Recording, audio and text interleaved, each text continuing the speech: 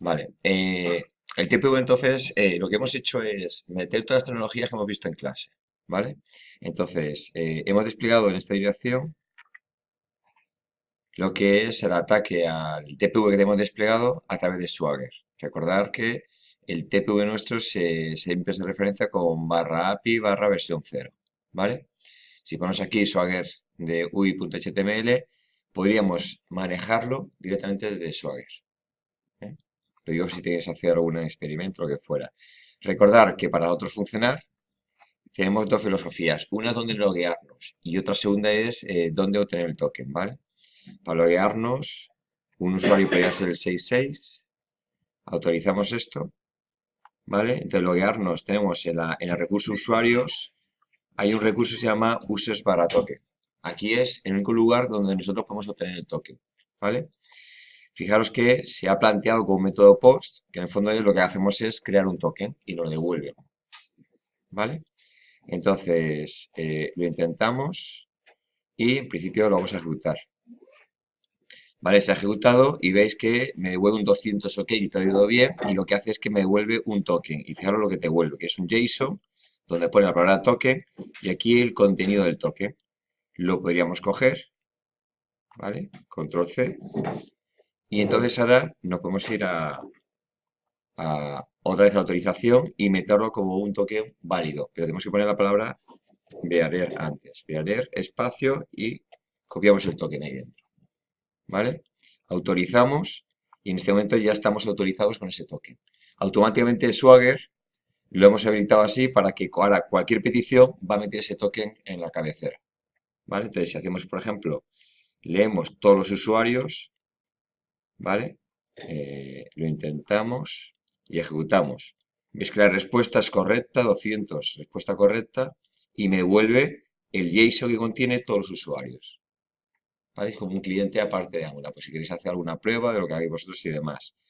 Fijaros, en cualquier caso, si yo desautorizo el token, lo quito y lo cierro e intentas hacer esta operación otra vez, que es obtener todos los usuarios, ves que te vuelven 401, que es no autorizado. ¿Lo veis? En definitiva, y hemos configurado también ahí lo que es el Swagger. Por otra parte, aquí tenéis lo que es el Angular desplegado también, que atacaría al servidor, ¿vale? Y el proyecto se desarrolla de cliente en este proyecto, que es el de Angular. ¿Vale? Un poco todo relacionado. Fijaros que tenemos pasado, tenemos integración continua y por lo tanto Travis va bien, me lo tiene pasado y este es el de Sonar que también de momento me lo tiene pasado. ¿Vale? Tenéis que vigilar que siempre esté todo correcto. Aquí os dice cómo clonar el proyecto. Bueno, ya es un poco repetición de lo que ya en principio ya seríamos, ¿no? Cómo clonar este proyecto, ¿vale? Y bueno, os hace una bella presentación. Para el ecosistema que hemos utilizado GitHub, Travis, Sonar, Heroku y MLab para poderlo desplegar, ¿vale? Os recuerda la metodología de trabajo, ¿vale? Por si para que tengáis más a mano, ya que siempre es un poco, nos podemos despistar. Y aquí te va diciendo, de cierta manera, es cómo lo hemos configurado. Pues para que funcione con Travis, fijaros que lo que hacemos es que lanzamos un servicio de MongoDB en el servidor de Travis. Y esto lo pondríamos en el fichero YAML, recordar. Y que para que trabaje con Sonar, pues, y este de aquí, lo que hacemos es lanzar lo que son los tests, pero se hace con este plugin de Maven para que prepare para calcular la cobertura. Lo que hace es hacer un verificar que lanza todos los test de integración y todos los test unitarios, pero prepara a esta gente lo que hace es echar cuentas de cuánta cobertura has usado del código fuente. ¿Vale? Entonces, este es para el servicio, este es para el script de test, y luego para conectarlo con Sonar, lo hemos hecho a través de este comando. Que lo que hacemos es, cuando se alteran las ramas que hemos realizado, pues ataca Sonar para que Sonar haga el análisis del código estático. Recordad, para que esto funcione, tenemos que ir a una cuenta de Sonar y habilitar ese API key, que nos lo da Sonar y ponemos aquí como API key. ¿Vale? No ponemos directamente el API key porque entonces no lo van a cazar, sino que ponemos directamente es una referencia a una variable de entorno, que esta variable de entorno hay que darla de alta en el servidor de Travis. Entonces, con esto ya tendríamos conectado con Travis y con Sonar, ¿vale? Luego, recordad que para poder ofrecer lo que es el cliente de Swagger, lo que hemos hecho simplemente es coger la dependencia de Swagger y montar este fichero de configuración. Si veis el código fuente, veréis concretamente cómo lo hemos hecho. ¿Vale? La ventaja que tiene es que ahora ya cualquier API que pongáis vosotros también está, ya digamos, aparece en el cliente de Swagger. Se configura de forma automática. Es muy cómodo. ¿Vale? También que hemos hecho, desplegarlo en Heroku y MLAP. ¿Vale? ¿Cómo lo hemos hecho? Pues hemos tenido que ir otra vez a la cuenta de Heroku y obtener un API Key. ¿Vale? Una vez que tenemos el API Key en Heroku, hemos ido a la cuenta de Travis y hemos configurado una variable de entorno con ese API Key. Y le hemos llamado Heroku, para no liarnos. Es decir, que en Travis habilitamos todo variable de entorno. Heroku para acceso a Heroku y Sonar para acceso a Sonar. ¿Vale? Y una vez que ya tienes esto realizado en el fichero Travis, ¿qué hacemos? Lo vamos a desplegar. Entonces dice, bueno, pues desplígate en Heroku, el API Key es que yo he guardado en la variable de entorno de Travis y la rama que quiero que hagas el despliegue, solamente la rama master. ¿Vale? Entonces ya con esto tengo lo que es la integración continua con Travis, con Sonar y con Heroku. La parte de MLab se hace automáticamente. Cuando vamos a Heroku y añades un add-ons de MLab, Heroku lo conecta automáticamente con MLab. ¿Vale? Con esto ya podéis simular vosotros, tenéis una cuenta, podríais hacer un despliegue también en Heroku. ¿Vale? Pero bueno, es recordar un poco lo que hemos hecho para que funcione. De esto, evidentemente, no tenéis que tocar nada. Aquí la parte que creo que es más interesante para vosotros es recordar la secuencia de cómo se hacen los trabajos. Es decir, acordaros, antes de tocar nada, hacer un fetch all, a ver si ha evolucionado la rama principal, porque ahora veréis que cada vez que lo haces ha evolucionado. Ya somos muchos tocando. ¿Vale? Recordar que si la hemos actualizado y vemos que origen develop que está en el remoto no coincide con mi develop, lo primero que tenemos que hacer es actualizar develop. Y entonces lo que haríamos es, hacemos un checkout sobre develop y luego hacemos un git pull origen develop. Entonces lo que hace es develop se actualiza respecto a origen develop. Y una vez que estemos ya develop actualizado, ya podemos empezar a trabajar.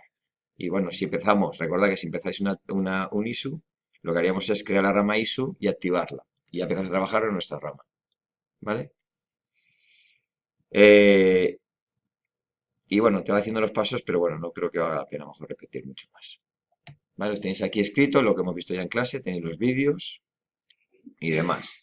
Ya con esto teníamos resuelto lo que es el trabajo, ¿no? Es decir, la integración continua, vigilar cómo funciona Travis para que no dé problemas de velo y lo vamos manteniendo.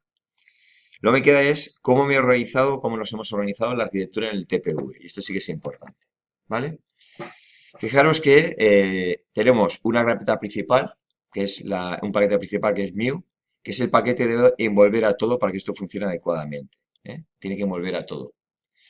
En este paquete Mew que hemos colocado el fichero aplicación, que es el que configura todo Spring, ¿vale? Que se configura Spring a través de Spring Boot, ¿vale? Por lo tanto, importante, ese siempre estar, veis, en el raíz. Y así, automáticamente, todos los subpaquetes son autoconfigurados. De esta manera me ahorro mucha configuración de Spring, ¿vale? Porque todos los subpaquetes se autoconfiguran. ¿Qué ocurre? Que lo hemos organizado en esta carpeta config, que configuramos distintos aspectos de Spring, y es, al final, ¿qué buscamos? Pues esas métricas, es decir, que una carpeta pues contenga un máximo más o menos de 25 clases. ¿Qué ocurre? Que a veces hacer un paquete para una sola clase es demasiado, no es bueno. Entonces, a veces aquí hemos metido cosas que son variadas, si os fijáis, ¿no? Tenemos dos ficheros de configuración, aquí tenemos un filtro, aquí tenemos un API log, que es el que supervisa todos los accesos al servidor a través de logs, y este es el que configura Swagger. Eso es variado. Dice, ya, pero es que a veces lo que no vamos a hacer son subpaquetes para ir organizando. Entonces quedan paquetes demasiado pequeños. Hay que buscar siempre como un equilibrio, ¿vale? Si esto va creciendo o fuera creciendo y aparece ya aquí 15, 20, 25 clases, sí que nos plantearíamos partirlo, ¿vale? De momento lo utilizamos como, bueno, un paquete de misceláneos de varios, donde metemos un poco los aspectos más de configuración, que son, fijaros, aspectos más transversales a la aplicación. Pues todo esto son aspectos transversales. Realmente no me altera mi capa de negocio. Bueno, luego aquí tengo toda la gestión de excepciones en este paquete. Exceptions. Lo que es el manejo de excepciones, todas las excepciones que existen, los mensajes de errores. Entonces lo hemos organizado en este paquete. También lo consideramos un paquete transversal. ¿Por qué? Porque si en cualquier punto de mi aplicación yo considero que llega a un punto que no puedo continuar porque hay algo erróneo y yo no puedo continuar, ¿qué vamos a hacer? Lanzar una excepción. ¿Vale? Lanzamos una excepción y nos olvidamos. Y ya el tratamiento de excepciones la procesará. ¿Vale? Y luego hemos organizado lo que es mi capa negocio, que realmente es esta, la hemos organizado por capas. La hemos organizado por capa, mi gama de negocio. Fijaros que hemos distinguido dos controladores, ¿vale? El que hemos llamado REST Controles y el que llamamos Business Controllers. Lo hemos organizado en dos controladores. El REST Controles, fijaros que son las clases que forman el API, ¿eh? ¿Vale? Son las clases que forman el API. Entonces, aquí tendremos toda la configuración de mi API. ¿Vale? Viendo este paquete yo podría saber qué estoy ofreciendo en el API de mi API REST. ¿Vale? Entonces, ¿qué hay que hacer? Pues ahí definimos lo que son el path de los recursos. Entonces, en cada clase tenemos que definir el path del recurso de esa clase. ¿Vale?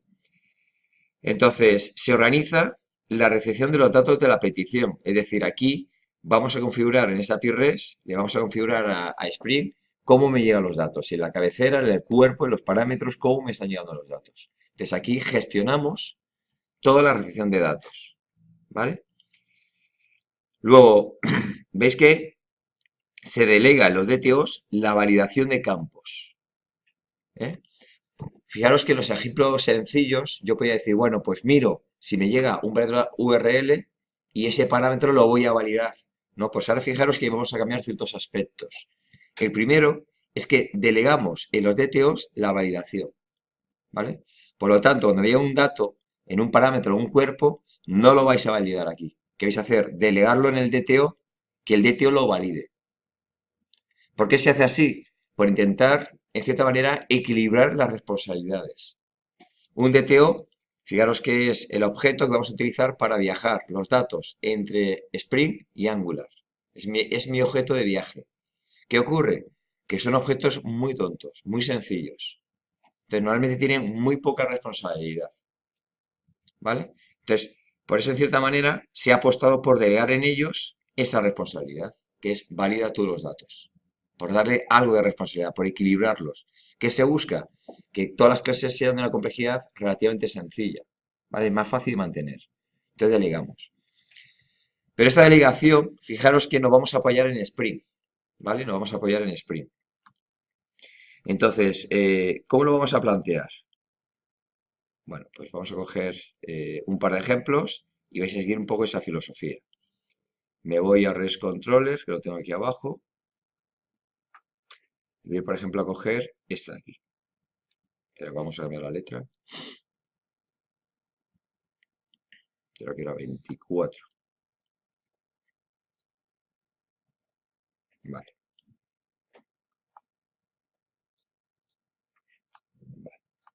A ver, el objetivo es simplificar todo muchísimo, ¿vale? Entonces, fijaros que mi API, ¿cuál es su responsabilidad? Llevar las rutas que están asociadas a este recurso. Es una responsabilidad, llevar esa ruta, y aquí hay que organizarlas todas, ¿vale? Dos, tenemos que organizar lo que vamos a ofrecer del API, es decir, los distintos métodos. Pues este es un método GET y este es un método POST, ¿vale? Con sus rutas parciales. Recordad que la primera es la ruta del recurso y estas son rutas parciales. Siempre para el acceso es ruta recurso barra ruta parcial, ¿vale? En este caso, cuando va con llave, recordad que eran variables del path, ¿eh? Entonces, en cualquier caso, fijaros que yo no voy a validar. Es decir, aquí imagínate que me tiene que llegar un DTO que corresponde al artículo que es el que yo voy a utilizar para dar de alta un nuevo artículo. Entonces, yo no voy a validarlo aquí. ¿Qué voy a hacer? Delegar en el DTO. ¿Eh? ¿Cómo se hace eso? Pues dice, bueno, con esta anotación recordad que recuperamos los datos del cuerpo. ¿Vale? Recuperamos los datos del cuerpo. ¿Y qué hacemos? La ponemos ahora esta anotación que es valid. ¿Lo veis? Validar. ¿Qué indicamos con esta anotación? que lo queremos delegar en el DTO, ¿vale? Que Spring delegue el DTO esa validación. ¿Eh? Si navegamos ahora al DTO, veis que el DTO ahora ya no solamente es un objeto de entrada-salida, que lo es, aparte de eso, sino tiene aquí unas anotaciones. ¿Las veis? Entonces, tenéis que distinguir dos tipos de anotaciones. Las anotaciones de validación, que son de entrada, o las anotaciones de JSON, que son para la salida. Como esto es un DTO que utilizo para entrada y salida, he juntado ambas anotaciones. Las que pone JSON son de salida exclusivamente y para las validaciones no se tienen en cuenta. Entonces, esto lo que estás diciendo es, vale, la referencia es opcional, entonces le podría devolver un null. Entonces el DTO sabe que puede devolver un null, con eso indicamos que es opcional y por lo tanto le indicamos a JSON que cuando retorne al cliente, si tuviese null, no lo incluya el null en el JSON de envío. Es para evitar mandar nulls. ¿Vale? Entonces las de JSON son anotaciones exclusivamente se aplican para salida. Y esta es una anotación de entrada. ¿Vale? Y entonces, ¿qué le estamos diciendo? Que nos vamos a apoyar, en cierta manera, hay unas validaciones estándares que me ofrece Spring. ¿Vale? Normalmente estas validaciones me las ofrecen normalmente a partir del ORM. En este caso, pues va a tirar un poco a partir de Hibernate. ¿Qué le estamos diciendo? Dice, bueno, pues con esta acción le digo que este dato tiene que ser un decimal positivo. ¿Vale? ¿Lo veis? Ventaja de hacerlo este sistema, que esta clase me la he currado yo. Ahora veremos cómo se hace. Pero lo que le estás haciendo es que fijaros que ahora es muy fácil reciclarlo.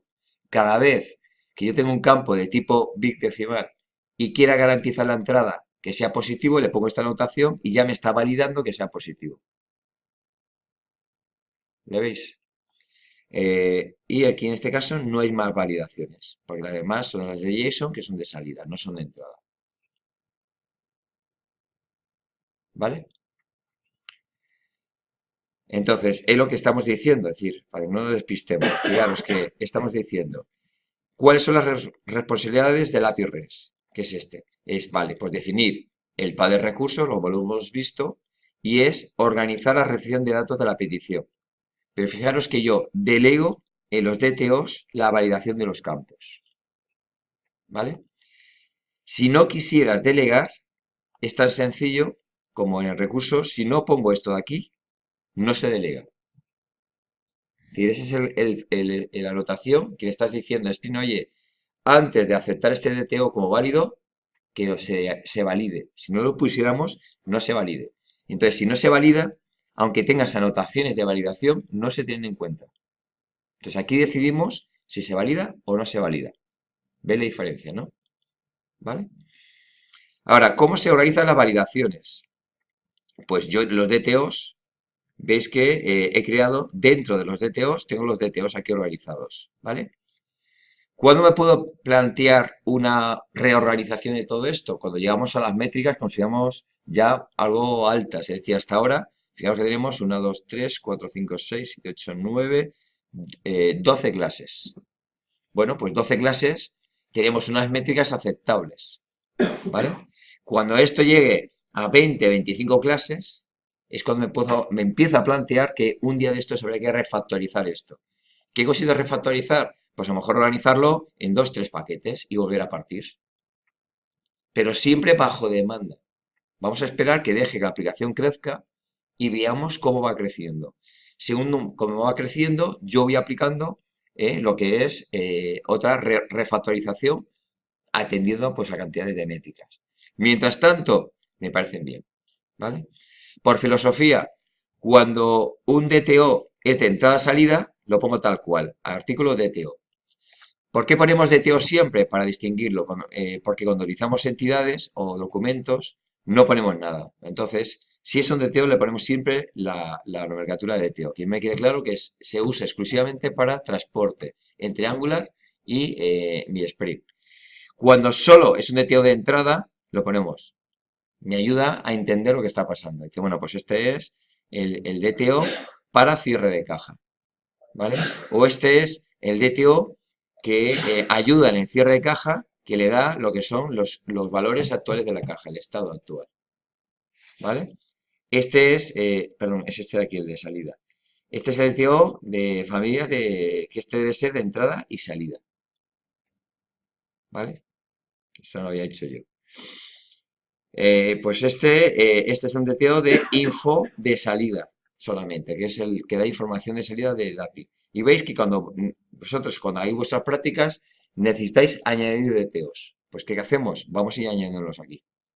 ¿Cuándo nos vamos a plantear una refactorización? Cuando digamos 20, 25 y decimos, bueno, ya va tocando hacer una refactorización. ¿Lo veis? Todo bajo demanda. Dejamos que la aplicación crezca, la aplicación vais a notar que va a degenerar, es inevitable. Las aplicaciones degeneran con el tiempo, con las modificaciones. ¿Por qué? Porque hacemos parcheados, parcheados, parcheados, parcheados. ¿Vale? Y eso va a degenerar, es inevitable. Por eso normalmente, cuando ya llevas mucho tiempo parcheando una aplicación, haciéndole mejoras, se suele cambiar, al final, al año, 2 años, o nos obliga a cambiar el primer número de la versión, que es reestructuramos toda la aplicación, la reestructuramos porque ya ha evolucionado demasiado y lo que hacemos es sacar una nueva versión, ¿vale? Vale, bueno, pues dentro del paquete de TEOS, ¿lo veis? Dentro del paquete de TEOS, y según vemos aquí, ves que hemos colocado las validaciones. Las hemos agrupado aquí dentro, todas las validaciones. Normalmente las que hay allí os puede valer. Si decidáis hacer alguna nueva, pues a lo mejor os toca programarla, ¿no? No es algo que creo que os toque, pero bueno, puede tocar, ¿eh? Fijaros que aquí os he dejado varias validaciones hechas, ¿eh? Una es esta, el patrón, ¿no? Es una validación que hemos llamado de patrón que lo veis, tiene lo que es una expresión regular que representa unas condiciones de cómo es un string, ¿vale? Entonces, esta validación lo que me obliga es que sean 9 dígitos, ¿vale? 9 dígitos. Viene de dígito y el 9. Si queréis hacer alguna o añadir aquí una nueva expresión regular, os tocará ir por internet, ver cómo es una expresión regular en Java y la podéis añadir como nueva constante, ¿vale? ¿Cómo se utiliza? Vamos a buscar dónde lo estoy utilizando exactamente. Vale, lo utilizo aquí.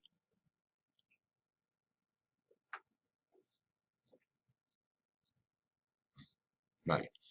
Para utilizarla, fijaros, cuando yo, por ejemplo, utilizo el DTO mínimo, que es para crear un usuario en plan rápido, es esta de aquí, ¿lo veis? Le hago dos validaciones. Una es esta, que representa esta validación, que no puede llegarme un null, ¿vale? Obligas a este campo, no puede ser null. Entonces, esta validación, fijaros de dónde la hemos sacado, de validaciones de Javax. Javax tiene un conjunto de validaciones. Podéis coger aquí, esto me lo dará, control espacio y me dice las que tienes por defecto, ¿lo veis? Pues hay validaciones de que no, de que pues valor máximo decimal, valor mínimo decimal, pues bueno, tienes una serie de validaciones, valor máximo, mínimo, que no sea negativo, que no sea blanco, bueno, tienes unas estándares. Si tenéis que validar algo, mirar si existe ya que te lo hayan resuelto, ¿vale? Pues hay una que sea positivo, que no, que sea null, que no sea null, que no esté vacío, ¿la veis? Entonces tenéis una estándares, todas estas son de Javax. Entonces, si necesitáis validar, lo primero, ir a Javax a ver si os lo va a resolver. Entonces ya tenéis que empezar a moveros por documentación, eso yo no lo voy a explicar. Os explico que existe y tenéis que aprender a ser autosuficientes ya. Es decir, yo necesito algo, pues voy a hacer una labor de investigación. Es, me voy a poner por ahí, voy a buscar por aquí, voy a buscar por allá, lo pruebo, pruebo algo, veo si funciona o no funciona, por eso hacemos un test, porque dice, bueno, a lo mejor yo estoy probando no sé, pues que sea null y lo quiero probar. Por ejemplo, si estamos abriendo un pedido, evidentemente no me puedes dar una fecha de apertura, porque la fecha de apertura la crea el cliente, el servidor, pues si hay algo así, yo quiero tiene un null, o lo que fuera, ¿no? La razón que fuera, ¿vale? ¿Qué hay que hacer? Mirar, ver ejemplos por internet, ver cómo funciona, te haces un ejemplito y lanzas un test para ver si funciona, ¿vale? Pero os toca investigar. Y es como se funciona con esto, porque Spring hemos visto un porcentaje pequeño. Os he ayudado a hacer lo que es una estructura con Spring. Evidentemente hay miles de detalles que no os he explicado, que yo lo hago bajo demanda. No intento aprender todo el Spring, es absurdo. Yo bajo demanda. Tú vas programando y cada vez que te surge una necesidad nueva, me planteo, vale, pues ¿cómo se hace esto? A buscar por internet. Busco documentación de Spring y voy aprendiendo y esto me va a dar una experiencia simplemente, ¿vale? Pero bajo demanda todo. Entonces, primero, necesitáis una validación, mirar las estándares. ¿Que te la resuelven? Como es esta, genial. Ya me la han resuelto, ¿vale? Dos, esta de patrón también me la tiene resuelta. ¿Veis? ¿Qué le pongo yo? Aquí es arroba patrón y aquí le pondríamos una expresión regular de Java, ¿vale? Repito, ¿que queréis aprender cómo es una expresión regular de Java? Aprendéis, mirad por internet y la tendréis aquí.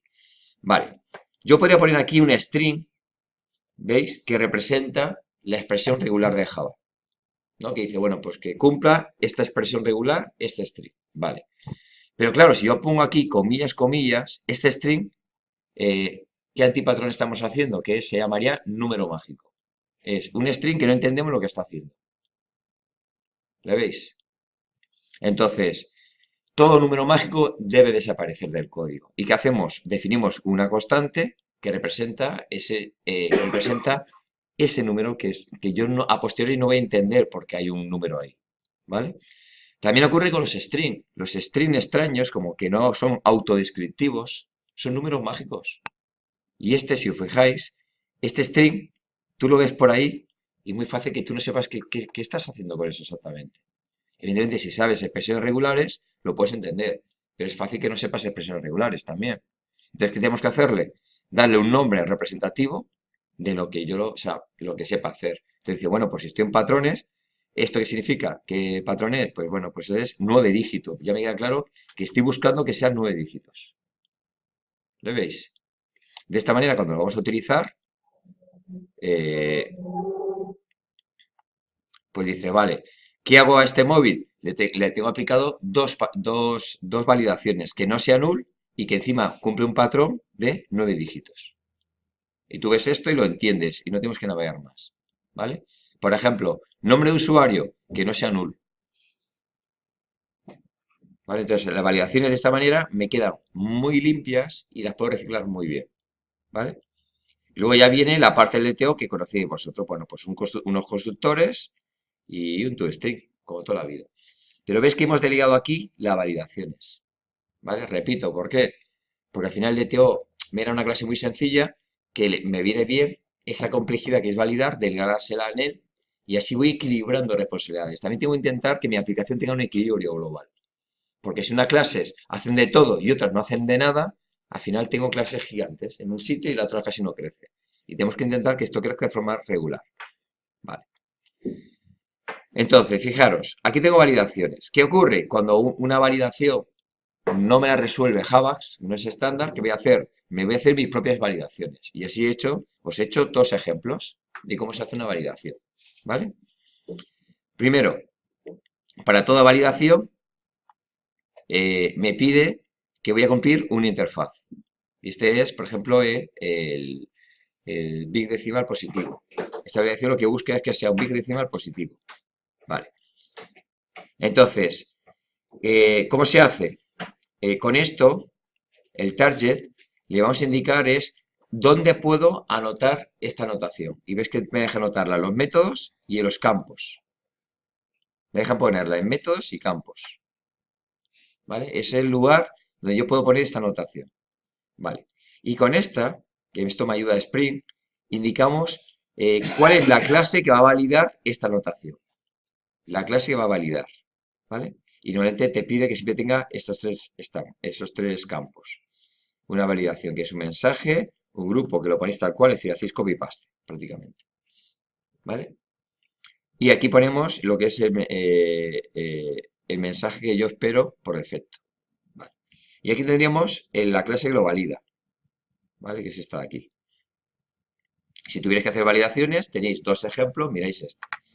Fijaros, aquí es cuando se inicializa, si tengo que hacer algo. ¿Qué me pasa?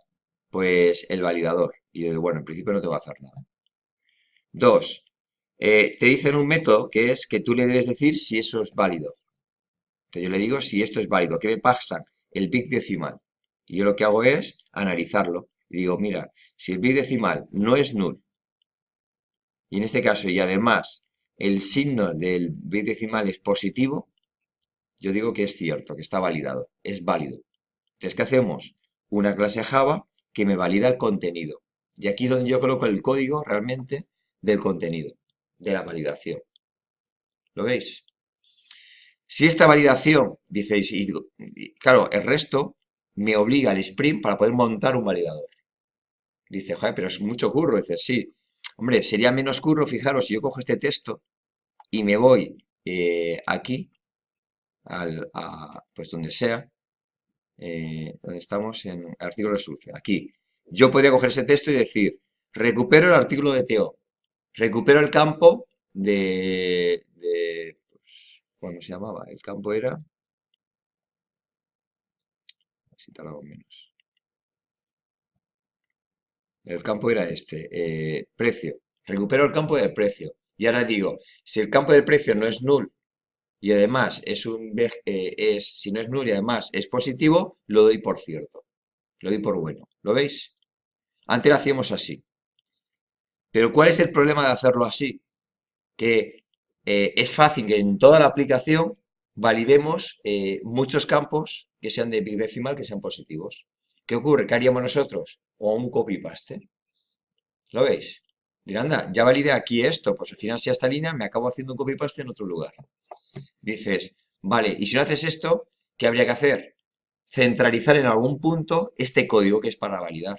Y dice, ¿dónde lo pondríamos al final? Pues tenemos que buscar una clase que sean como validadores. ¿Le veis? Entonces, puestos a hacer esto, es más fácil hacerlo con la filosofía de validaciones que me ofrece Spring y yo simplemente, cuando lo necesito, lo pongo donde lo necesite. Es muy sencillo esto. ¿Ves? Es más fácil reciclar. ¿Vale? Y ahí teníamos otro ejemplo, que es esta de lista vacía. Fijaros que he puesto otra validación que le he puesto el nombre de lista no vacía. ¿Dónde se aplica? Veis que empieza a ser como muy repetitivo. Es a métodos y a campos. Aquí le digo quién lo va a validar. El validador que lo va a validar, que es esta clase que siempre van juntas, ¿no? Lo que es la anotación y aquí tenéis la clase que lo valida. Dice, vale. Y esto veis que vuelvo a hacer copy-paste. He hecho copy-paste y simplemente, bueno, de momento, esto es el mensaje que es esperado no vacío. Ese es el error que yo esperaba, ¿no? Si hay un problema es que el mensaje que pongo por defecto cuando rebota Spring es que yo esperaba algo no vacío y me lo he encontrado vacío. Para que lo entienda, el mensaje error que se tiende desde Angular. ¿Cómo es la de validación?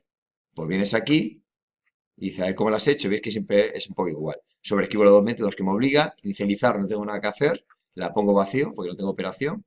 Y aquí mi método que va a ser, me mandan la lista y yo hago un poco la validación, que es que la lista no sea vacía y además que la lista no sea, perdón, que no sea null y que no esté vacía. ¿Lo veis? Si necesitáis hacer validaciones, ya sabéis cuál es la técnica que vamos a emplear. Manera que, y a partir de ahí, si queréis utilizar las que ya tenemos, las utilizáis simplemente. Pero tenéis que saber esa responsabilidad, que las validaciones ahora se delegan en el cliente. ¿Vale? Vale. Entonces, el tratamiento de errores, veis que son excepciones con respuestas SCP, ¿vale? Y esto se delega en la carpeta de excepciones, como lo hemos visto en clase, ¿vale? Y el resto delegamos en el controlador de la capa de negocio la ejecución de la petición, ¿vale? ¿Eso qué quiere decir exactamente? Que cuando yo hago un recurso, no os tenéis que poner a hacer temas que sea el algoritmo que me resuelve la petición en sí misma. Es decir, este recurso es leer un artículo, ¿vale? Leer un artículo. Yo espero que me pases el código en la variable del path, ¿vale? Perfecto. Y dices, ¿quién va a validar el código? Lo va a validar Spring, porque cuando yo lo hago esto, Spring para antes de inyectarme nada lo va a validar. Va a buscar en el path, va a ver que tiene que existir, lo va a extraer y me lo va a inyectar. Si eso no va bien, en principio me va a protestar. ¿Y qué va a protestar? Spring. Spring, ¿cómo protesta? Montando una excepción. Entonces ya rebotará. ¿Vale? Por lo tanto, esto cuando me viene aquí es que está validado de cierta manera. Vale. Yo, mi obligación, ¿cuál es? Recoger datos. Ya le he recogido. ¿Le veis cómo le he recogido el dato? Entonces, ¿qué hago? Ahora hay que procesar. ¿Esto qué es? Leer un artículo. Dice, ya, pero yo ya no me voy a poner a leerlo de verdad, porque eso no es mi obligación. ¿Qué hago? Delego en el controlador. Entonces digo, vale, pues entonces me inyectas aquí el artículo de controller y aquí le artículo, le paso igual el código y lo que me devuelva es un DTO que yo cojo y lo devuelvo. ¿Lo veis? Ese es el concepto de delegar. ¿Para qué? Para que no te pongas a hacer aquí lo que no es tu responsabilidad. Porque ya tenemos una arquitectura que queremos repartir responsabilidades. ¿Y por qué hacemos esto? Para un crecimiento controlado. ¿Vale? Porque si no, se nos va a ir de las manos. ¿Lo veis? Entonces, delegamos. Aquí igual, crear un artículo, ¿yo qué hago? Vale, pues le digo, oye, delego la validación al DTO, que él valide. Y además, le digo a Spring que me inyecte este dato. Vale, me lo ha inyectado. ¿Y yo qué hago ahora? Delego en el controlador la operación en sí, que es crear un artículo. ¿Vale? ¿Lo veis? Y eso es lo que tenéis que respetar, las responsabilidades. Vale.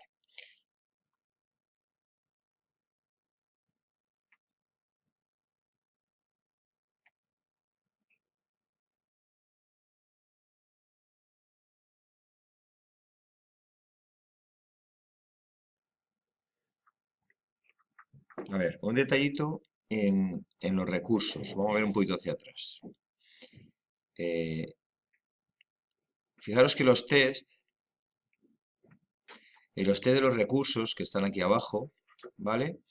Nosotros explicamos en clase lo que era el Red Builder, este de aquí, que era que me apoyaba, me ayudaba a preparar una petición del API para poderlo testear. ¿Os acordáis, no? Vale. ¿Qué ocurre? Que cuando empiezas a procesar esto, vais a ver que todas las peticiones del API tienen cosas muy comunes. Por ejemplo, casi para cualquier operación que tenemos que obtener un API key, meterlo en la cabecera para poder hacer una petición. Y siempre hay que hacerlo igual. ¿Lo veis? Entonces, claro, cuando de pronto te ves que haces el primer test, dices, "No, vale, para poder probar, por ejemplo, crear un artículo.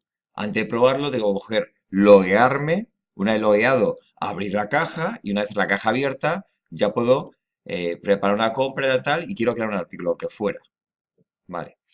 ¿Qué ocurre? Que entonces al final te ves que cada vez que haces un test estás haciendo siempre lo mismo. Loguearme, cogiendo el token y una vez que lo tengo, lo pongo en cabecera y ataco. ¿Lo veis? Entonces, como te ves, cada vez que haces un test haciendo copy-paste con unas labores muy repetitivas, ¿qué hemos hecho? Meter otra fachada por encima del REST Builder, que lo tenéis ahí, hemos hecho esta fachada, el que llamamos servicio de REST. ¿Cuál es la utilidad de esta fachada? Es simplemente hacer todas estas labores que siempre estamos haciendo justo a proveer cualquier cosa del API. Y fijaros, te hace funcionalidades como es esta, que es loguéame como administrador.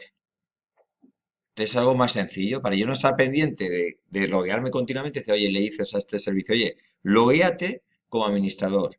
Y una vez que él se loguea, fijaros que guarda en posición local, ¿sabes? Guarda, lo que hace es devolverte un servicio REST que ya ha metido en cabecera lo que es el toque de logueo. ¿Lo veis?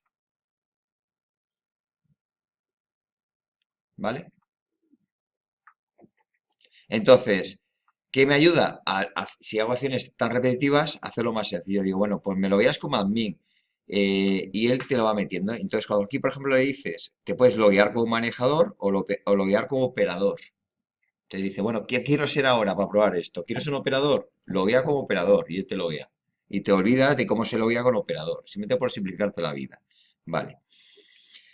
Cuando le pides, por ejemplo, en este caso hay uno que es este de aquí, dice, oye, ahora dame un REST Builder. Se lo dices a él y él construye un REST Builder y ya le mete el token en cabecera y te quita el trabajo a ti, ¿vale? Si tiene un token y él guarda los tokens, dice, bueno, si tengo un token en cabecera o lo que fuera, ya me lo meto a mí. También coge el contexto del servlet y demás, y coge los datos del móvil de usuario y de clave de administración, ¿vale? Todo esto que me permite a mí luego cuando utilizo un test que sea un poco más sencillo. Vamos a buscar un test cualquiera. Por ejemplo, vamos a coger el test de artículo. Fijaros, ¿cómo funciona? Pues dice, vale, yo lo que hago es, cojo mi servicio de REST, le digo, loguéate como administrador, ¿vale? Y una vez logueado, devuélveme un REST Builder. Y dices, y tú le pasas, porque dice, bueno, el REST Builder que quiero va a recibir datos. Bueno, pues un REST Builder que soporte recibir artículo de TO. ¿Le veis? Y a partir de aquí ya empiezas a trabajar con él. Bueno, pues es un KDTO, el path es este y demás. Y hacemos lo construimos. Veis que en mi REST Builder no me he logueado, ni he metido el token en la cabecera. ¿Le veis? Entonces, ¿esto dónde lo hace? Lo hace este señor aquí. Esto es loguearse y luego cuando le dices esto, mete el token en cabecera. Intenta que los test sean un pelín más sencillos. Si no, ¿qué te ves? Vas a hacer este test que tenemos que hacer. Primero, hago un reservicio para loguearme. Meto los datos de logueo, tal, yo tengo una API. Luego coge esa API y lo meto en el segundo petición. Entonces, claro, tú tienes que hacer como varias peticiones para poder funcionar. ¿La veis? Entonces, en definitiva, que hemos hecho este como una fachada para ayudar a hacer las peticiones del API.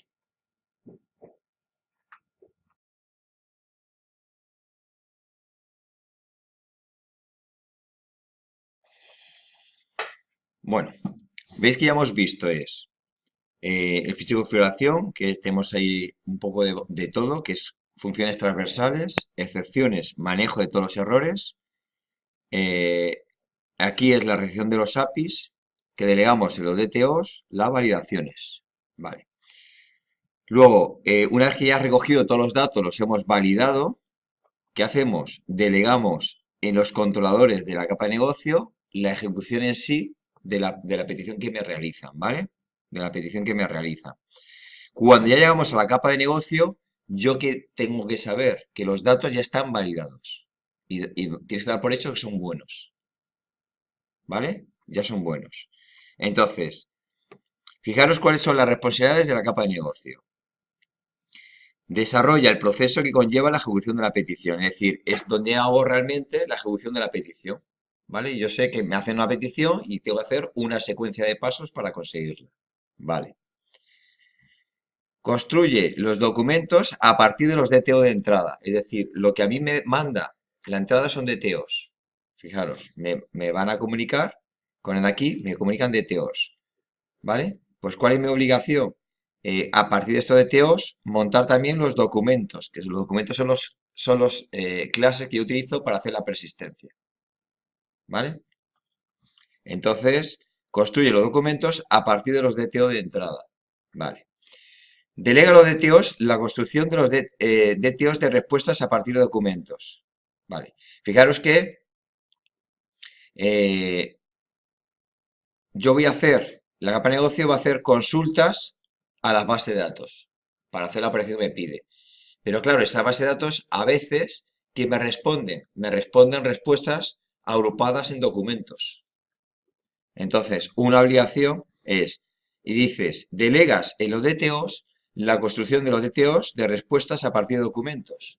Es decir, esta respuesta no la construís con la capa de negocios, lo que hacéis es delegar. Yo tengo dado una petición a mi repositorio, tengo una respuesta que es un documento, digo, vale, pues ahora digo new DTO y te paso el documento y que sea el DTO que se construya a partir del documento. ¿Ve la diferencia? Por eso los DTOs dependen de los documentos. Estos son matices de arquitectura. Dice, pero hay que hacerlo así. No, nosotros hemos apostado por esta arquitectura y tenemos que mantener. ¿Vale?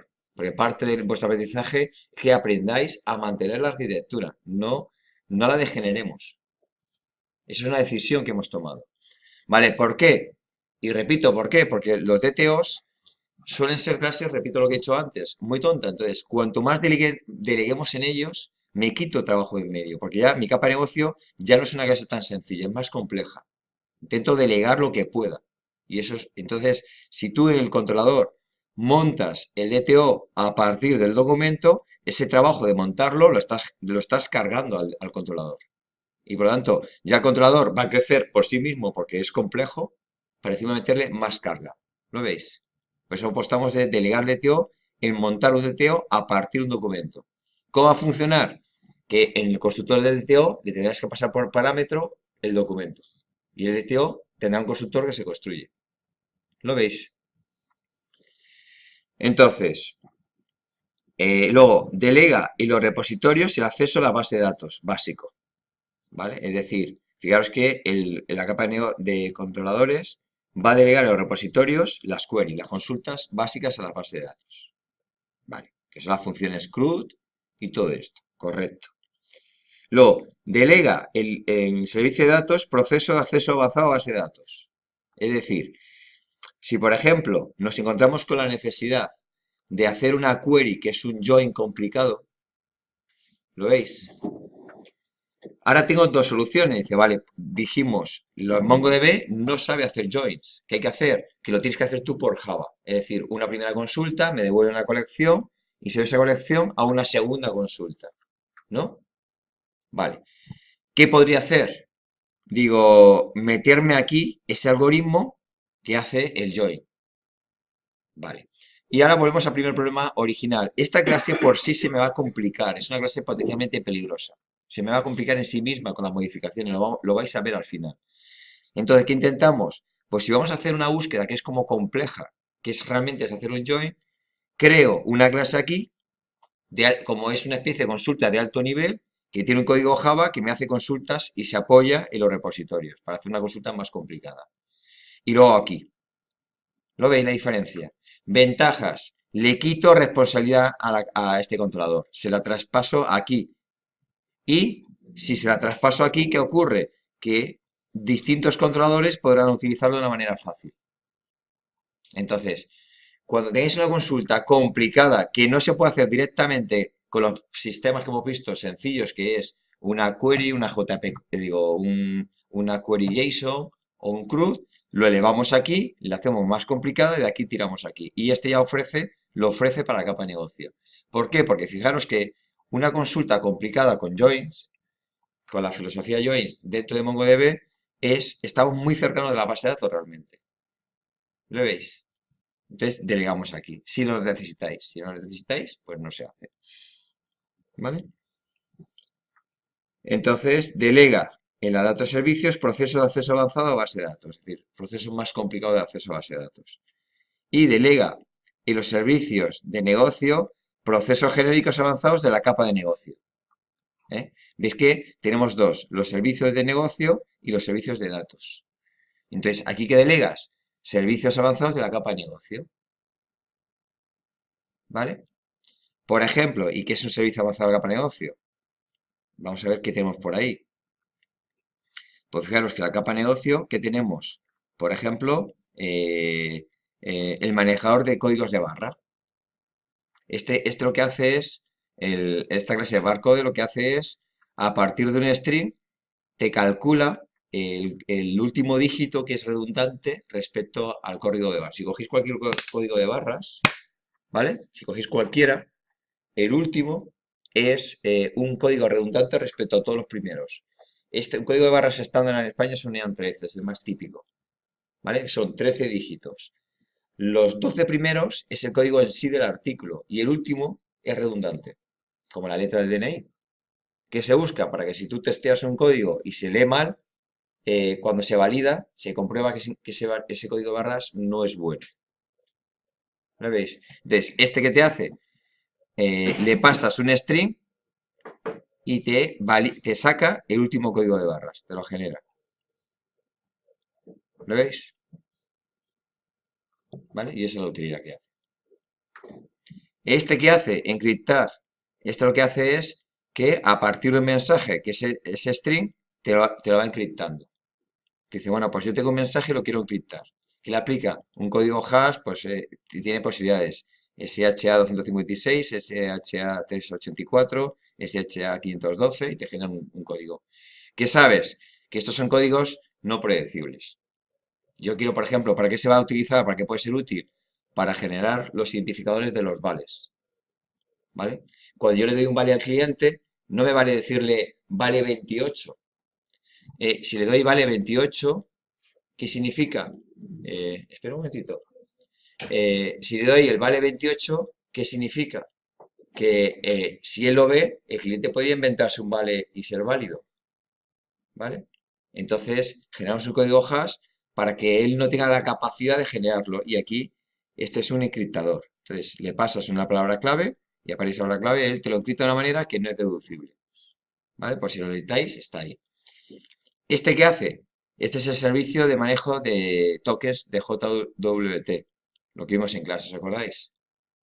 Es un servicio, dice, pero este servicio, dice, no, es un servicio de la capa negocio, maneja tokens. Este es el constructor de PDFs, ¿vale? ¿Lo veis? Lo que vimos para construir PDFs. Y aquí tenemos el constructor PDFs y aquí tenemos el constructor PDFs de la capa de servicio. Vale. ¿Qué ocurre? Que vimos en clase el builder de PDFs y el builder de tablas de PDFs. Y ha aparecido uno nuevo, que es el servicio de PDFs. ¿Por qué? Otra vez igual.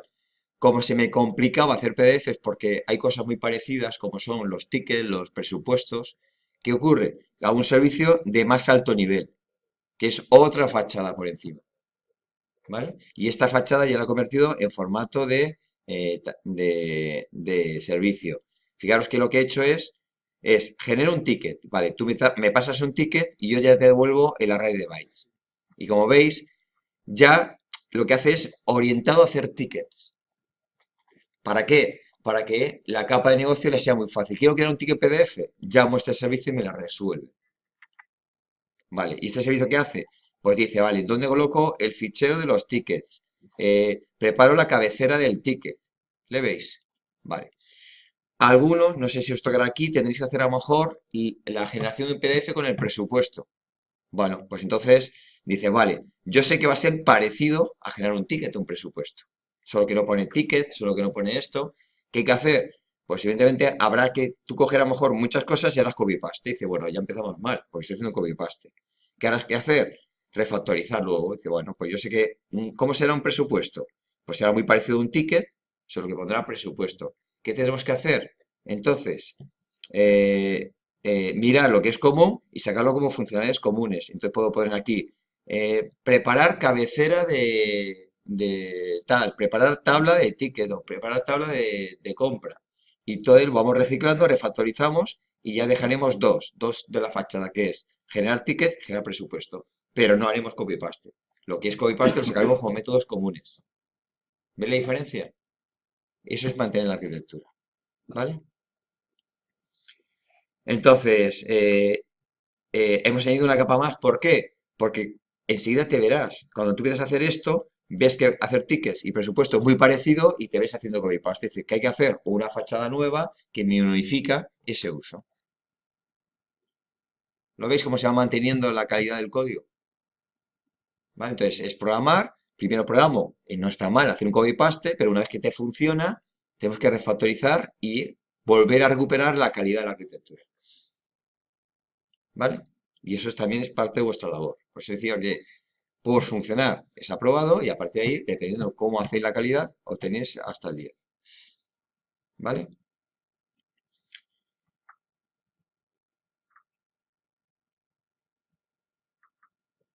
Venga, pues ahora repasar lo que son la capa de negocio uno a uno para entender lo que vais a hacer. Muchas veces son cosas muy sencillas, fijaros, ¿eh? En las clases en sí mismas yo las considero realmente sencillas. A lo mejor esta es un pelín más complicado, pero no hay ningún código que digas que es excesivamente complicado de forma aislada. ¿Eh? ¿Qué buscamos? Repito, mantener las métricas, ¿eh? Métodos no más de 20-25 líneas, no más de 20 métodos en una clase, es decir, todas estas métricas tenemos que repasarlas para mantener la calidad. Venga, pues ahora, repasar los controladores y decirme si entendéis todo el código, ¿vale? ¿Para qué? Para si un día tenéis que tocar algo, mirar si lo podemos o no entender.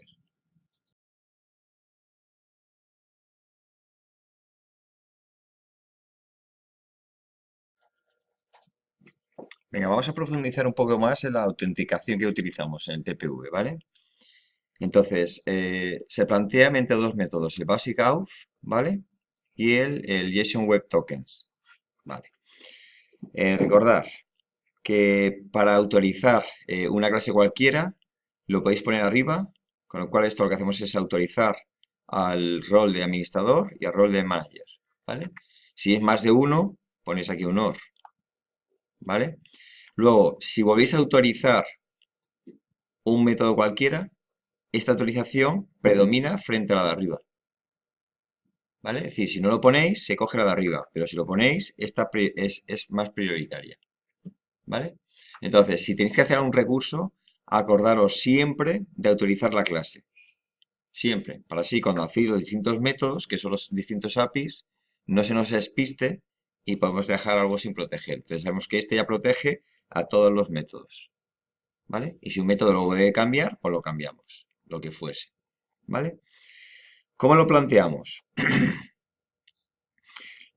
Como manejamos los dos sistemas a la vez, ¿qué hacemos? En este recurso que es usuarios token, con el método post, lo que yo voy a hacer es obtener el token.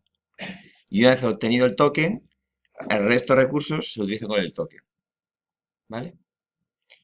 Y recordar que aunque no lo tendréis que tocar, pero bueno, más o menos que tengáis la idea global. Es decir, tenemos el rol, el enumerado rol que representa los distintos roles. Que tenemos administrador, gestor, operador y cliente.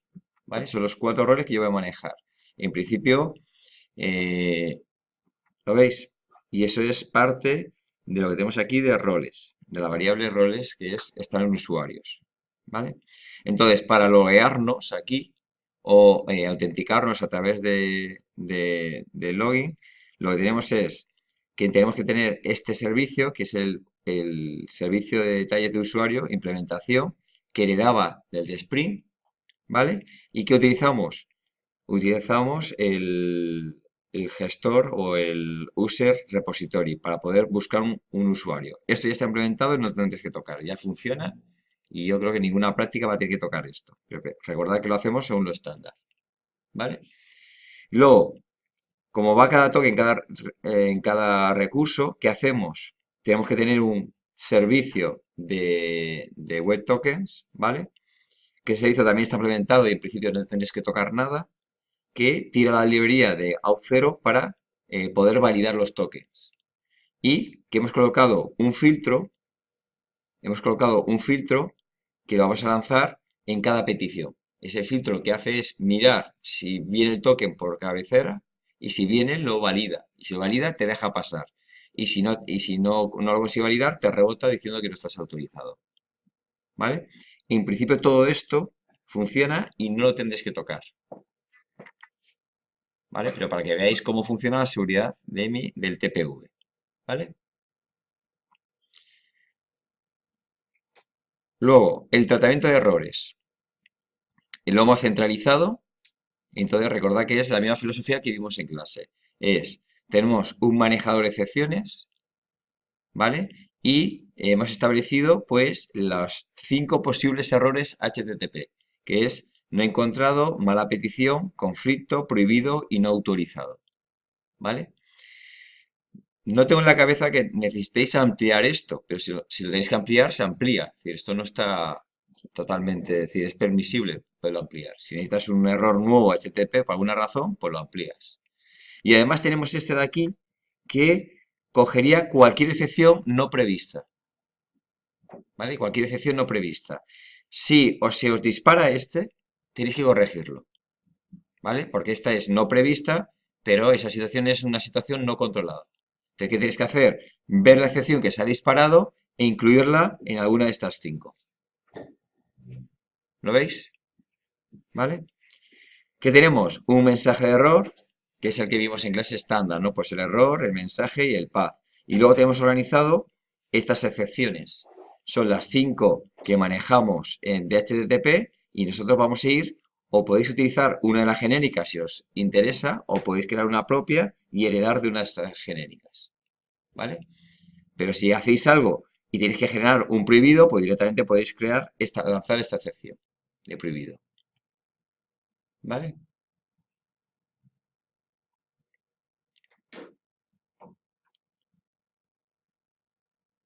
Vale, los detalles ya los hemos visto. Vamos al tema de base de datos, que es un poquito más complicado, ¿eh? Entonces, observamos que es muy tedioso para preparar pruebas. Fijaros que las bases de datos se empiezan a complicar. Que normalmente, según lo que vayas a hacer, vas a notar que antes de probar lo que tú vas a hacer, tendrías que poblar la base de datos con datos. Entonces tendrás que decir, por ejemplo, si vas a hacer una operación con tickets, dices, joder, pues me tocaría primero hacer un ticket, meter en la base de datos, hacer un par de tickets y una vez que ya tengo los dos tickets en la base de datos, podría hacer mi prueba que a lo mejor es cerrar un pedido o lo que fuera, ¿vale? Entonces, como es muy tedioso poblar la base de datos, hemos organizado en el TPV un poblador de base de datos, ¿vale? Entonces, ¿de dónde se saca la valor original de este fichero? El db.yaml. De aquí se va a sacar lo que se va a poblar la base de datos. Y esto se hace automáticamente, es decir, cada vez que iniciamos, arrancamos Spring en el perfil de desarrollo, ¿lo veis? Automáticamente coge este fichero y carga la base de datos. Por lo tanto, sabéis que cada vez que arrancáis los tests, tenemos la base de datos en una situación muy concreta. Y esto me ayuda a mí o me facilita hacer pruebas. ¿Vale? A ver, ¿cómo funciona esto? Fijaros, tenemos este fichero que está aquí, que es el db.yaml. Este es el que tengo yo por defecto, ¿vale? Y entonces este fichero lo podemos ir ampliando poco a poco y lo podéis ampliar vosotros, ¿eh?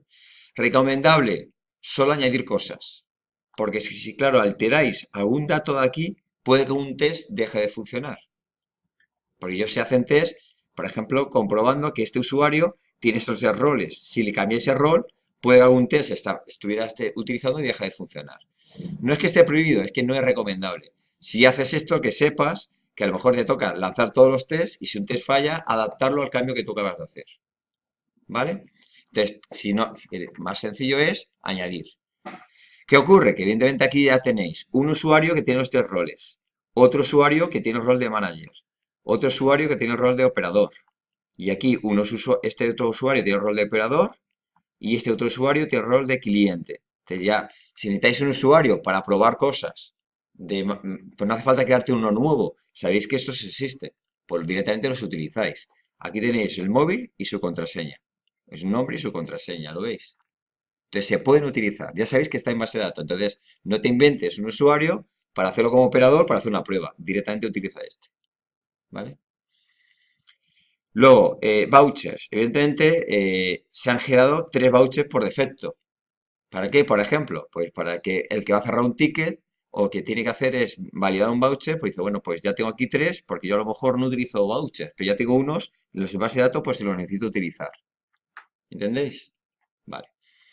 Aquí tenéis unos proveedores y hemos puesto dos, compañía uno y compañía 2 con sus proveedores. Por lo tanto, si tú necesitas tirar de un proveedor pero no te ha tocado en la práctica crear proveedores, diciendo, yo no me voy a currar los proveedores, pues pero ya sabes que existe, pues coges este y lo utilizas, ¿no? Por ejemplo, para dar de alta un nuevo artículo. Por ejemplo, el que va a dar de alta artículo necesita decirle qué proveedor es.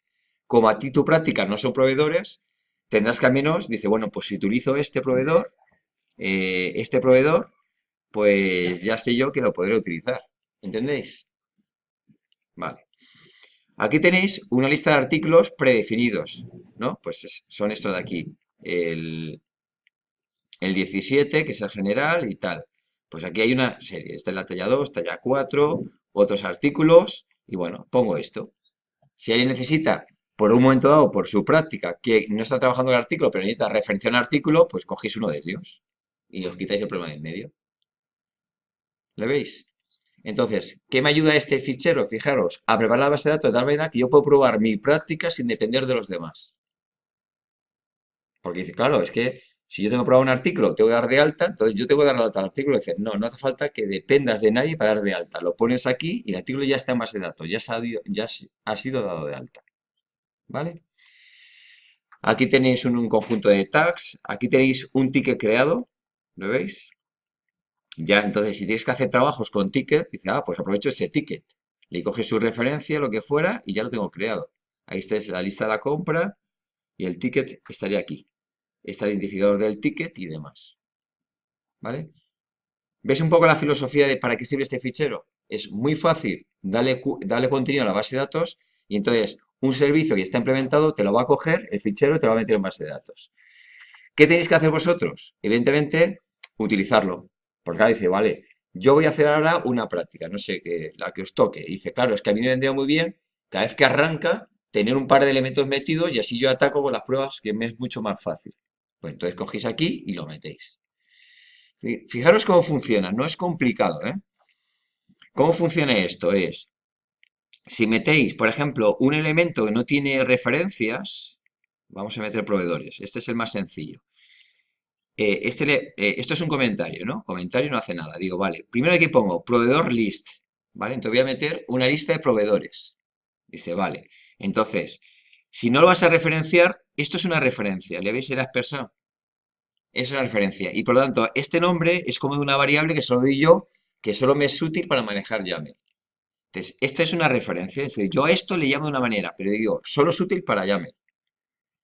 Si no le vas a referenciar, te lo puedes quitar y poner directamente guión compañía NIF address y le pone los datos. Y el que coge, te coge esto y te crea la base de datos y te lo mete dentro de la base de datos.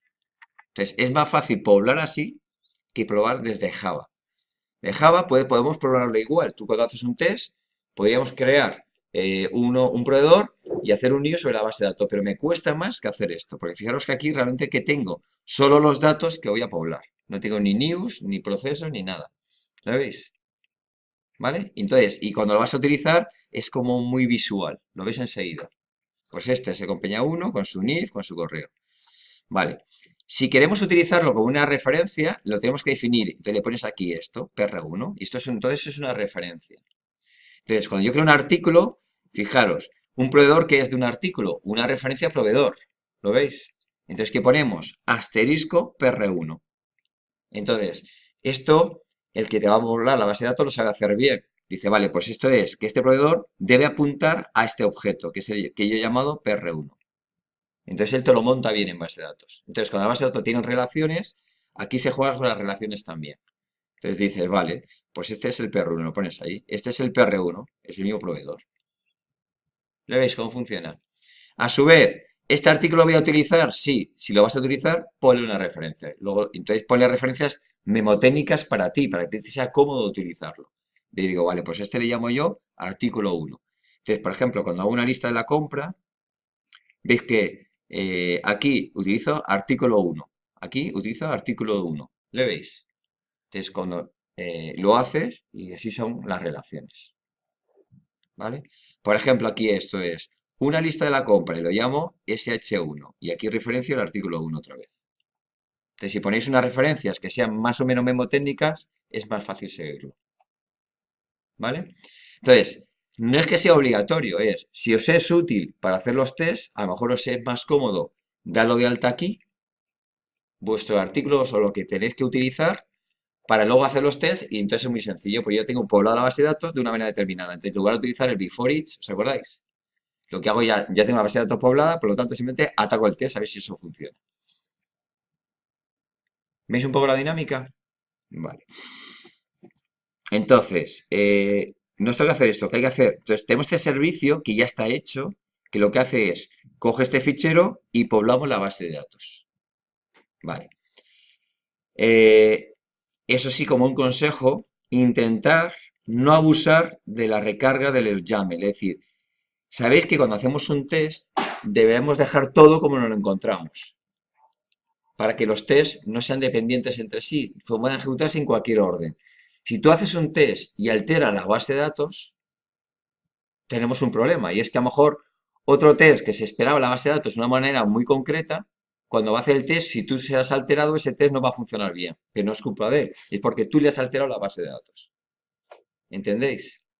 Por ejemplo, yo hago test que para probar si cargo bien un artículo, lo que hago es, como sé que este artículo se ha cargado en base de datos, lo que hago es buscar el artículo, lo busco y compruebo que funcione bien. Pero si vosotros me elimináis esto, la base de datos, mi test va a fallar. ¿Vale? Porque yo lo voy a utilizar el before each para cargar datos, los hago a través de esto, porque es más cómodo. Por ejemplo, yo hago test que para probar si estoy protegido como que un operador no pueda entrar, cojo este usuario y entro, me lo veo con él y a continuación ataco a mi API REST para que me diga que no esté autorizado. Si tú me quitas este usuario, cuando lo intento hacer un login, me va a fallar. ¿Lo veis? Por eso es que los tests tienes un punto de partida de base de datos, pero no debes alterar la base de datos. Vale. ¿Qué ocurre? Que a veces es inevitable. Yo tengo que hacer una operación y voy a alterar la base de datos. ¿Qué hago? Al final de ella, pues tengo que restaurar lo que ya haya cambiado. Pero a veces restaurar lo que haya cambiado es imposible. Porque claro, si yo hago un cierre de caja, imagínate que haces un cierre de caja y dice, bueno, voy a restaurar y voy a quitar el cierre de caja. Y dice, ya, pero es que no hay ninguna operación donde me deje quitar cierres de caja. Entonces, cuando trabajamos con el API REST, no podría hacer ciertas restauraciones. Solución, llamo a este servicio y le digo, recárgame el fichero YAML. Claro, si después de hacer tu test le dices que recargue el fichero YAML, él te lo vuelve a meter entero. Él borra toda la base de datos y vuelve a recargar el fichero YAML como estaba originalmente. Y lo hemos dejado en la posición. ¿Pero qué ocurre? Esto es delicado. ¿Por qué? Porque esta recarga no es rápida. Entonces, si abusamos, los test cada vez tardan más. Entonces ya van por a lo mejor, si ya voy por un minuto, como ya abuse de esto y haga otros 500 test más, lanzar todos los test a lo mejor me se ponen ya 7 minutos. ¿Ve la problemática? Entonces, claro, ¿qué ocurre? Van a empezar a aparecer test y test y test. Entonces, intentar, si habéis alterado algo, restaurar la base de datos de lo que habéis alterado, que eso será rápido. ¿Vale? Si no podéis, os tocará intentar recargar todo el fichero. ¿Vale? En el caso, recordar siempre, cuando cada vez que hacéis un cambio, lancéis vuestro test, lanzar siempre y luego todos los tests a ver si algo se ha roto. Antes de nada. ¿Vale? Dos.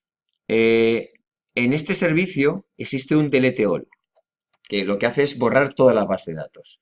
Pero claro, este delete all está pensado para los documentos que tengo en este momento. Y los documentos que yo tengo en este momento son estos de aquí. Es mi mapa de documentos que ya vimos, ¿os acordáis? Vale. Por claro, borrar toda la base de datos, ¿qué tengo que hacer? Hay que borrarlas con cierto orden. Yo no las puedo borrar como quiera. Las tengo que borrar por cierto orden. Por ejemplo, si yo intento borrarme todo, cojo este documento de cierres de caja y lo borro, no va a dar problemas. ¿Por qué? Porque no tiene relaciones y no da problemas. Vale, aquí, por ejemplo, algo que dé problemas. Si yo intento borrar los proveedores sin haber borrado previamente todos los artículos, ¿qué va a ocurrir? Que al borrar un proveedor, ves que aquí hay una referencia a una clave primaria. ¿Le veis? Entonces, cuando tú intentas borrar un proveedor, dejaremos esta clave primaria, la dejaremos, aquí tendremos una clave foránea que apunta a esta clave primaria. Al borrar de la base de datos todos los proveedores, esta clave se me va a quedar, o esta clave foránea queda mal. Entonces la base de datos te protesta. MongoDB no va a permitir que tengas una clave que ya deja de existir. Entonces, ¿qué ocurre? Que entonces dice, vale, entonces para evitar problemas, ¿qué hacemos? Borrar primero los artículos y luego los proveedores. Y eso la base de datos lo permite, no protesta. ¿Veis el orden? El orden es importante. Y dices, pero claro, ¿de artículos quién depende? Los tags. Entonces, ¿qué me toca? Primero borrar tag, todos los tags de la base de datos. Luego borro todos los artículos y todos los proveedores. ¿Lo veis? Entonces, como tenemos relaciones, primero, yo tengo organizado lo que tengo, que es esto. Y lo sé borrar en un orden muy concreto. Ahora lo vamos a ver. ¿Vale? Pero claro, ¿qué ocurre si tú me metes un documento propio aquí? Un documento nuevo. Cuando yo llamas al servicio de base de datos y le dices, bórrame todo, yo no te voy a borrar tu documento. ¿Le veis? Porque yo no sabía que existía. Entonces, si creáis documentos nuevos, no todo el mundo le tocará hacerlo, pero si os toca hacerlo, tenéis que ir al servicio de base de datos y cuando yo diga borrar todo, tendréis que borrar también vuestro documento, todo, para dejar la base de datos vacía. ¿Vale? Si habéis hecho un documento nuevo, el servicio de base de datos no sabe poblar ese documento a partir del YAML, porque todavía no ha aprendido. ¿Qué os tocará hacer? Ir al servicio de datos para enseñarle a cómo meter tu documento nuevo a partir de un fichero de YAML, meter datos en este documento. Pero es muy sencillo. ¿Entendéis la problemática? ¿Vale? Entonces, aquí te lo está recordando. Te dice, vale, si se crea un documento nuevo, se debe añadir en el delete all asociado al nuevo documento. ¿Vale? Y entonces hay que hacerlo. ¿Cómo es eso? Fijaros. Yo tengo aquí, en servicio de datos, tengo lo que es, no, estos son los test. En servicio de datos, tengo lo que es este, que es el servicio de base de datos, de población de base de datos. ¿Vale? ¿Que no queréis documentos nuevos? No tenéis que tocar. Pero si queréis un documento nuevo, fijaros. Aquí hay un método que se llama borra todo e inicializa. ¿Lo veis? El que hace en un orden adecuado empieza a borrar todo. ¿Qué llamo? Los repositorios. Y fíjate, llamo al repositorio de familias y lo borro todo. A las facturas, borro todo. A los presupuestos, borro todo. La artículo de familia, borro todo. Pedidos, etiquetas, tickets, artículos. Y luego, cierres de cajas, proveedores, users y vouchers. ¿Lo veis? Entonces, si habéis creado un documento nuevo, tenéis que pensar, meter aquí una línea para borrar vuestro documento, toda la base de datos de vuestro documento. Entonces, yo he creado, imagínate, el documento presupuestos. Bueno, ese está creado. Pues el documento alarma. ¿Veis que la alarma no está creada? ¿No? Pues me tocará decir, vale. Y dices, ¿dónde lo coloco? Pues hay que ver el orden es importante. Dice, vale, pues si la alarma incluye una lista de artículos, tendré que borrarlo antes que borrar la lista de artículos. ¿Lo veis? Entonces dice, vale, pues yo lo colocaría aquí. Digo, mira, pues aquí voy a hacer dis.alarma.repositorio.borrame todo. ¿Le veis? Vale. Y ya con eso, pues ya borra la alarma. Vale. ¿Ves? Aquí tengo un método que es inicializar. Esto seguramente, esto es raro que lo tengáis que utilizar vosotros. Esto es raro que lo tengáis que utilizar vosotros. Pero os cuento lo que hace. Esto es, una vez que borra la base de datos, tengo que tener unos datos mínimo en base de datos, si no, no sabe funcionar esta aplicación. Vale. Dato mínimo. Voy a buscar el usuario de administración, porque si me lo he quitado, lo tendré que poner. Porque si imagináis, si yo dejo la base de datos vacías y no hay ni siquiera el usuario de administración, que es el 66, entonces cuando arranque no puedo hacer nada, porque no podré ni loguearme, y como no puedo loguear, no puedo hacer nada, ¿entendéis? He dejado el sistema muerto. Entonces, ¿este qué hace? Una vez que borra toda la base de datos, dice, vale, voy a meter lo mínimo. Y para que yo funcione, tengo que meter el usuario de admin. Tengo que meter un cierre de caja cerrado, porque si no, no sabe cómo partir, ¿sabes? Y tengo que meterle el artículo este varios, que es el que se utiliza de comodín para cobrar cuando no tengo código de barras de un artículo. Si vosotros tenéis que tener a un dato mínimo fundamental para que funcione, lo metéis aquí. Pero creo, recordar que ninguna práctica necesita tocar esto. Pero si lo necesitáis por alguna razón, hay que meterlo. Entonces, esto lo que hace es, una vez que borra toda la base de datos, inicializa lo que es lo mínimo que necesitamos para poder funcionar. ¿Vale? ¿Qué más me hace este servicio? Este servicio lo que hace es, me carga el fichero YAML, que es este de aquí. Cárgame las bases de datos. Me carga el fichero YAML. ¿Qué hace? Que busques el fichero YAML y lo carga en base de datos. Vale.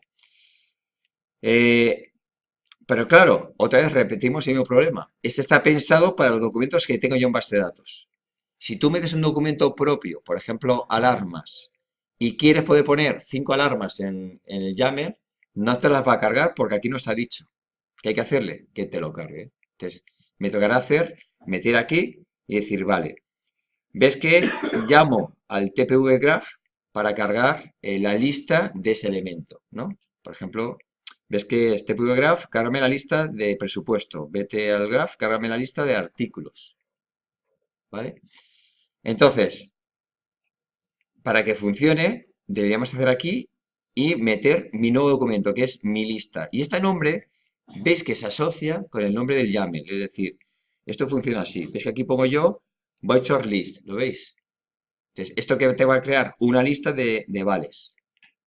Vale, entonces, de forma automática, va a coger él y esta lista de vales, que es esta de aquí, voucher list, él la inicializa y la va a meter dentro. Va a leer ese fichero YAML y te lo va a meter aquí. ¿Vale? Es lo que hace esta librería de lectura de ficheros YAML. ¿Vale? Pero claro, a mí que me falta coger, decirle, cuando dices, oye, puéblame la base de datos, voy a coger esa lista, la obtengo, que es el que me da mi librería de YAML, y lo que hago es llamo a mi repositorio de vales y digo salva todo. Y me lo salva. ¿Vale? Entonces, esto está organizado para los documentos que yo tengo. No es obligatorio, repito, no es obligatorio, aunque tú hagas un documento nuevo que sea alarmas, puedes que tú no quieras tener una población inicial para que te sea cómodo. Decir, no, no, yo no apuesto por esto, yo quiero hacer test, me creo la alarma y la testeo y me quito de problemas. ¿Entendéis? Son opciones que tenéis. Pero si queréis meter el fichero YAML objetos alarma, os tocará venir aquí y dice, vale, no está hecho, vale, pues ¿qué tengo que hacer? Meter aquí una nueva lista de alarmas y hacer loguetas and setters y en el constructor construir la lista y nada más. Esto es una clase muy tonta, ¿lo veis? Solo tiene getters and setters, un constructor que genera los array list y nada más. Y no hay que hacer nada más. De forma automática la librería de YAML ya está organizado para que coja este, lea el YAML y te agarre aquí lo que ha leído en YAML. Un poco lioso, pero al final, a largo plazo, me quitará problemas. ¿Lo veis? Entonces, repasando, si es en vuestro caso, si en vuestro caso no añadís ningún nuevo documento, esto de la base de datos no te es útil. ¿Qué te es útil a ti? Si tú le añades documentos, lo que sí puedes saber es que puedas meter el fichero de YAML, puedes meter algún documento inicial para que se cargue. ¿Eh? Claro, cuidado, cuando tocáis este fichero YAML, si lo estropeáis, cuando arranca Spring, por defecto lo que hace es coger este YAML, cargarlo en base de datos. Si vosotros lo estropeáis, vais a ver que Spring no arranca. Vale, vais a ver que Spring no arranca. Él te da un traceado, te va a decir en qué línea se ha roto el fichero YAML. Te dice, oye, mira, al cargar la línea 43 se ha roto. Entonces tú te da una ayuda de dónde has tocado que has estropeado. ¿Entendéis? Entonces siempre tocáis esto, lanzar los test para que arranque Spring y veamos que esto lo está leyendo bien. Si queréis luego, podéis ir a la base de datos por detrás y a ver cómo lo ha cargado en base de datos, si tenéis curiosidad, cómo lo ha metido. ¿Vale? ¿Él?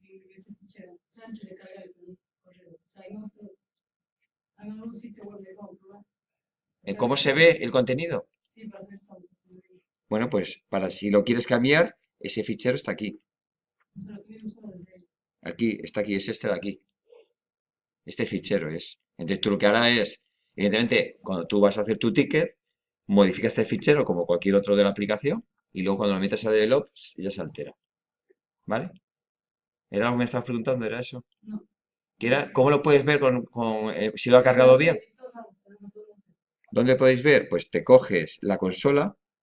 Yo tengo aquí, tengo una consola de MongoDB. Yo me arranco mi consola, ¿vale? Uso TPV y entonces ahora yo ya puedo mostrar el contenido de cualquier fichero. Una vez que arranque Spring, como te he cargado la base de datos, la vas a ver ahí. Entonces tú puedes coger aquí y dices, bueno, pues vamos a ver qué colecciones tengo. Por ejemplo, subcolección. Y dices, a ver, quiero ver si me ha cargado bien el artículo. Pues dices db.artículo.buscar todos los artículos y lo pongo en formato chulo. Enter. Tú ves lo que ha metido, busca y dice, vale, me la ha cargado bien en base de datos. Era lo que me estás preguntando, ¿no? Así lo ves. Evidentemente, esto es una consola un poco básica, pero bueno, para hacer esto, que es lo que yo suelo utilizar a veces, voy a comprobar si ha ido bien. Mira, ha ido bien, pues ya está, me vale. Si queréis utilizar entorno de consola de MongoDB, hay unos gráficos. Hay gráficos, bueno, pues vais a la MongoDB y os bajáis el entorno gráfico, eso es lo que queráis. Perdón, el MongoDB, ¿la aplicación utiliza la versión embebida de MongoDB o No, utiliza la externa. la externa? O sea, tenemos que tener que instalar de eso.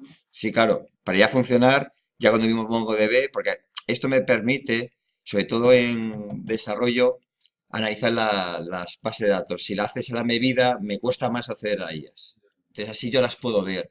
Me ayuda a corregir errores, veo lo que ha creado, tú lo puedes ver y demás. Entonces, para poder funcionar Spring, recordar que tienes que tener, claro, yo tengo aquí un fichero, ¿no? Me he creado este, que es un fichero BAT que no me arranca. Más, es decir, aquí esto es más, aplicación del fichero. Claro, yo me he creado este ficherito, que vamos a ver cuál es su contenido. Fijaros que yo hago esto. Yo lo que hago es, arranco, lo veis, MongoDB, ¿vale? Y una vez arrancado, hago una pausa. Entonces me tengo así y para mí es muy cómodo. Yo cada vez que quiero arrancar, me voy aquí, arranco el motor y se me queda como una consola. ¿Lo veis? Entonces, ¿cuándo se crea la base de datos TPV y es cuando se ejecuta la aplicación? Sí, cuando arranca Spring, Sí. y lo que hace es borra todas las bases de datos. Mira, eso se ve aquí. Vale, vamos a localizarlo para que veáis cómo arranca mi aplicación. Tengo este servicio, ¿vale? Este servicio es el servicio de población de base de datos. Vale. ¿Qué hace él? Evidentemente aquí tengo un postconstructor, es decir, que significa cuando arranca Spring y arranca ese servicio, me llamas aquí, ¿vale? Yo aquí, fijaros, lo primero que hago es averiguar en qué entorno de desarrollo estoy. Entonces lo que hago es llamo a la variable environment y recupero el perfil de desarrollo. ¿En qué estoy? En desarrollo en producción. ¿Qué es lo que hago? Preguntar. Esto lo que haces es preguntar por esta variable. Vamos a localizarla. Es que yo aquí pongo, ¿dónde estáis? Aquí. Yo aquí le defino a Spring, por defecto cuando arranques, me arrancas en modo desarrollo, ¿vale? Cuando yo hago una liberación y me paso a la rama master, si queréis verlo, por ejemplo, me voy a colocar en la rama master. Me voy aquí a la rama master, donde tengo... Bueno, aquí me la han tocado. Bueno, cuando yo hice la liberación, que fue esta, esta, ¿no? Vale, voy a crear ahí, voy a hacer un cambio de rama, voy a hacer New Branch, no, tengo, o no, eh, Branch, Release 1.2, Checkout. Vale, me he cambiado a esta rama, ¿vale? A la que hice una liberación. ¿Le veis? Vale. Si yo me voy a fichero de producción ahora, ese fichero de propiedades, veis que ya, ¿qué pongo aquí? Que estamos en producción. ¿Por qué? Porque yo estoy en una rama que voy a construir todo en modo producción para subirlo a Heroku. ¿Le veis? Estamos en modo producción. Pero si yo me sitúo, que en vuestro caso normal, vosotros vais a trabajar siempre en la rama de Velo. Entonces, aquí, checo. En cambio, si yo estoy en la rama de Velo, ves que yo estoy en modo desarrollo. ¿Veis la diferencia? Vale. Entonces, ¿cómo averiguo yo en qué modo estoy? Entonces, aquí yo lo que hago es preguntarle a la variable de entorno, dice, oye, dime, recupera del fichero de propiedades en qué entorno de desarrollo me voy a mover, en qué perfil de desarrollo. Y entonces, vale, si estoy en entorno de desarrollo, entonces lo que voy a hacer es borro todo, inicializo la base de datos y cargo el fichero YAML. ¿Lo veis? Por eso, en un segundito, cuando yo arranco en modo desarrollo, borra todas las bases de datos y carga ese fichero YAML. ¿Vale? En cambio, si estoy en modo producción, solamente inicializo y es que me aseguro que la base de datos tenga la cuenta de administración, una caja cerrada y el artículo varios. Pero no borro la base de datos porque, claro, en producción se supone que ya tienes datos de verdad. Entonces, simplemente cuando arranco, me aseguro que tenga lo mínimo para poder funcionar. Pero lo demás no lo toco, porque si lo tocas, no es útil. ¿Le veis? El sistema es delicado, ¿vale? Perdona si nos vamos a una mesa de negocio, pero esos dos puntos, que eso Ah, que ¿esto lo que significa? Vale, esto significa que esto lo que hacemos es comparar, es decir, tenemos arrays, es, vale, coge los arrays, porque lo que es el perfil me devuelve como un array. Coge el array, del array lo convierto en un flujo, ajá, sí, vale, sí, el pago. que son y cojo los perfiles. Entonces digo, quiero saber de este grupo alguna coincidencia. Entonces esto lo que hace es comparar eh, del, de lo que tú le pasas, que es el perfil, llama al método equals de este objeto, que es el perfil, porque esto, claro, me estoy integrando con Spring. Este Spring, cuando le digo el perfil, me devuelve un array del perfil. Entonces digo, vale, pues de este perfil concreto, le llamo el método equals y lo comparo con esto, con lo cual lo que estoy haciendo es comparando el contenido del array, el primer elemento del array, con este valor. Entonces, esos dos caracteres es un operador de Java 8. Sí, esto es de Java 8. Es que Java 8, cuando tenemos dos formas de hacerlo. Una es cuando utilizabas variable y utilizas la flecha, lo que es variable menor mayor, digo guión mayor, que es la flecha row, la función lambda, y luego meto a la derecha la operación que yo quiero realizar. Pero hay otra forma de hacerlo con Java 8 y es, esta es la operación que es equals. ¿La operación de qué? De lo que tú me pases. Y lo comparo con esto. Es otra forma de hacerlo. Pero es Java 8, ¿eh? Es puro Java 8. No tiene nada que ver con Spring, es Java 8. Y aquí comparo lo que me pases con producción. Es una comparación, nada más. ¿Vale? Entonces, dependiendo, si estoy en desarrollo, fijaros, estoy en desarrollo, ¿qué hago? Hago este método que hace lo siguiente, que es, y por el nombre lo podéis ver, ¿no? ¿Qué está haciendo? Borro todo y inicializo y cargo el fichero YAML. Queda claro lo que estás haciendo, ¿no? ¿Vale? Entonces, inicializar lo que he dicho antes, le mete el usuario administrador y dices, ¿y por qué se lo mete? Diciendo, es que es básico. Porque si no tenemos una cuenta de administración, esa base de datos con mi aplicación no las podré tocar, porque no tengo cuenta. Entonces, no puede ser, a menos teniendo una cuenta de administración. Y esa cuenta de administración, dices, ¿y dónde la tienes? Pues normalmente la pongo aquí. Es mi cuenta de administración, es la básica. Evidentemente, ¿yo qué voy a hacer? Arranco, esta cuenta es visible, su cuenta y usuario, pero yo lo que hago es cuando lo pongo en producción, lo primero que hago es cambiar la contraseña de administración. Y se acabó. Solución 2. Podría coger la clave de una variable de entorno. Es decir, haríamos una alternativa para que la gente no sepa qué cuenta tengo yo de administración, evidentemente. Pensemos que esto lo cambiaríamos enseguida, en cuanto hagamos en producción. ¿Lo veis? Vale. Entonces, aquí hace la inicialización. Aquí borro todo, inicializo. Lo que hace es borrar todo y inicializa. Y aquí lo que hago es, hago todo. Es decir, borro todo, inicializo, pueblo la base de datos y me aseguro que tengo los datos básicos para poder funcionar. ¿Vale? Este es el poblador de base de datos, que lo que hace es leer el fichero YAML y lo que hace es cargar.